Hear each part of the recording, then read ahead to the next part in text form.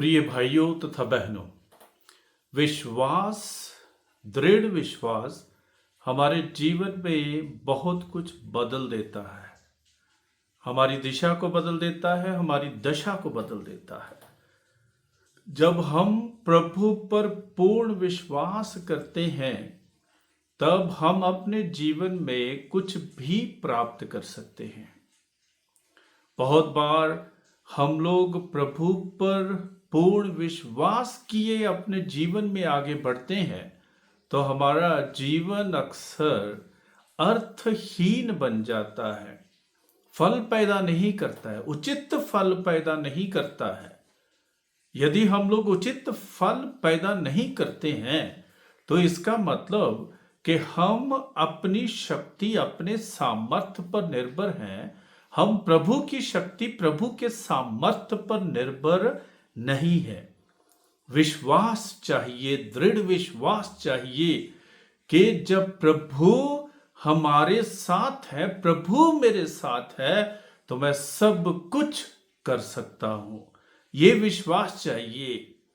मानवीय स्वभाव ऐसा है कि वो कभी भी बदल जाता है।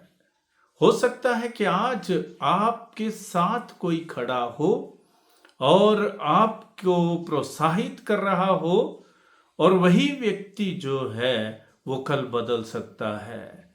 लेकिन ईश्वर कभी भी बदल नहीं सकते हैं और ना ही बदलते हैं, क्योंकि प्रभु जब हमें प्रेम करते हैं, प्यार करते हैं, हमारे साथ रहते हैं, हमारे दृढ़ विश्वास को देखते हैं, और हमारे जीवन में इसीलिए प्रभु महान कार्य करते हैं, क्योंकि प्रभु हमारे साथ साथ चलते हैं। वे अपने आप को बदलते नहीं हैं। हम बदल जाते हैं, लेकिन प्रभु अपने आप को बदलते नहीं हैं। वो तो हमारा सहारा बनना चाहते, आश्रय बनना चाहते हैं। वे चाहते हैं कि हम अपने पूर्ण विश्वास के साथ, दृढ़ विश्वास के साथ उनकी छत्र छाया में जीवन को बिताएं, ताकि हम भटक ना जाएं, लेकिन हम अपने जीवन में सफलता प्राप्त करें और प्रभु के संरक्षण में अपने जीवन में आगे बढ़ें। और जब हम लोग प्रभु के संरक्षण में अपने जीवन में आगे बढ़ते हैं, तो बहुत से लोग ये समझ भी नहीं पाएंगे कि ये सब कैसे हो रहा है।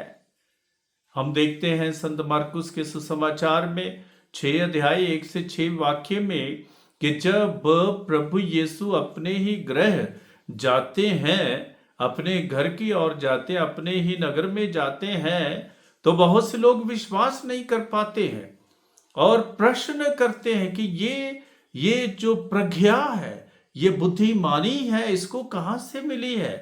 ये तो हमारे बीच में था और यहीं रहता था, और यहीं पर इसके पिताजी का भी कारोबार था, तो ये कैसे इतना विद्वान बन गया? वे केवल प्रभु यीशु को शारीरिक रूप से देख रहे थे, लेकिन उन्होंने प्रभु यीशु की आत्मिकता को नहीं समझा, आत्मिकता को नहीं पहचाना, आध्यात्मिकता को नहीं पहचाना कि प्रभु ना केवल शारीरिक रूप से, लेकिन आत्मिक और आध्यात्मिक रूप से अपने जीवन में आगे बढ़ चुके हैं। और पिता ईश्वर के संरक्षण के कारण उन्हें प्रज्ञा और बुद्धिमानी प्राप्त हुई है, और उसी को प्रभु यीशु आगे बढ़ा रहे हैं और लोगों के बीच में बता रहे हैं। तो कई बार हमारे साथ भी ऐसा होता है, लेकिन हम प्रभु का साथ ना छोड़ें, हम प्रभु को अपना सहारा बनाएं, हम प्रभु को अपना आश्रय बनाएं, प्रभु के हाथ को पकड़कर हम अपने आप को आगे बढ़ाएं और प्रभु के संरक्षण में जीवन बिताएं, और अपने आप को पूर्ण रूप से प्रभु के चरणों में समर्पित करें। उनकी इच्छा को जानने की कोशिश करें कि मेरे जीवन में प्रभु की क्या इच्छा है। प्रार्थना करें, प्रभु के वचन को पढ़ें, और जब हम लोग प्रभु की इच्छा को जानते हैं, हम आत्मिकता में, आध्यात्मिकता में, प्रज्ञा में, बुद्धिमानी में, ज्ञान में, प्रेम में, एकता में, क्षमा करने में और न्याय में आगे बढ़ते हैं। तो यही हमारा मूल आधार है, प्रभु ही हमारा मूल आधार है। हम प्रभु को पीछे नहीं छोड़ सकते हैं कि हम सोचे कि हम प्रभु के बिना ही आगे अपने जीवन को सफल बना सकते हैं। तो ये सफलता ये केवल क्षण भंगुर की होगी, थोड़े समय के लिए होगी, लेकिन जो प्रभु सफलता प्रदान करते हैं वह हमेशा हमेशा के लिए है। तो समझे हम प्रभु की आध्यात्मिकता को प्राप्त करते हुए, प्रभु की आत्मिकता को प्राप्त करते हुए अपने जीवन को आगे बढ़ाएं और अपने जीवन को प्रभु के संरक्षण में बिताएं। और हम भले ही लोग हमारे विषय में क्या कहते हैं, भले ही लोग हमारे विषय में क्या सोचते हैं, भले ही लोग हमारे विषय में क्या बातें करते हैं, ये हमारे लिए जरूरी नहीं है। लेकिन हमारे लिए जरूरी ये है कि मैं प्रभु की नजरों में प्रिय हूं। हमारे लिए ये जरूरी है कि मैं प्रभु की इच्छा को अपने जीवन में पूरा कर रहा हूं कि नहीं। हमारे लिए ये जरूरी है क्या मैं प्रभु का मार्गदर्शन अपने जीवन में प्राप्त करता हूं, कि या फिर मैं अपने ही घमंड, अपने ही अहंकार के अनुसार अपना जीवन बिताता हूं। हमारे लिए ये जरूरी है कि प्रभु का उद्देश्य मेरे लिए क्या है, मेरे लिए क्या महत्वपूर्ण है, प्रभु ने मेरे लिए क्या चुना है, प्रभु ने मेरे लिए क्या रखा हुआ है। और ये हम प्रार्थना करते हैं तो तभी हमें प्राप्त होता है कि हमें सही दिशा की ओर बढ़ना है। और सही दिशा कौन सी है, ये केवल प्रभु की कृपा के अनुसार ही हम लोग प्राप्त कर सकते हैं, समझ सकते हैं कि सही दिशा क्या है। नहीं तो हम लोग सही दिशा अपने जीवन में नहीं समझेंगे।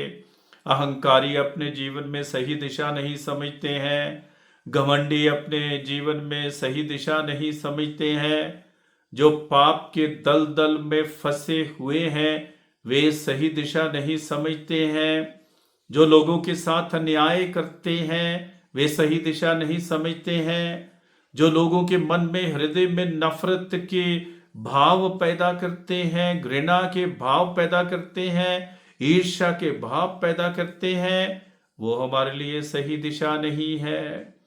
तो हमें समझना चाहिए कि हम कैसे सही दिशा अपने जीवन में प्राप्त कर सकते हैं। जब हमारा व्यवहार ऐसा है कि प्रभु हमें दूसरों के लिए प्रयोग करते हैं, सेवा के लिए प्रयोग करते हैं, दूसरों के उत्थान के लिए प्रयोग करते हैं, जब हमें प्रभु दूसरों के को प्रेम करने के लिए प्रयोग करते हैं, क्षमा करने के लिए प्रयोग करते हैं, न्याय करने के लिए प्रयोग करते, तब हम समझें कि प्रभु का हाथ मेरे सिर पर है, प्रभु का हाथ मेरे साथ है और मैं प्रभु मेरे साथ साथ चलते हैं।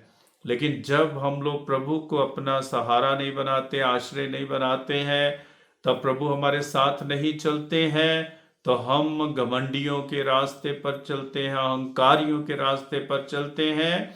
और जो अहंकारियों के रास्ते पर चलता है, घमंडियों के रास्ते पर चलता है, उसका टूटना तय है, उसका गिरना तय है।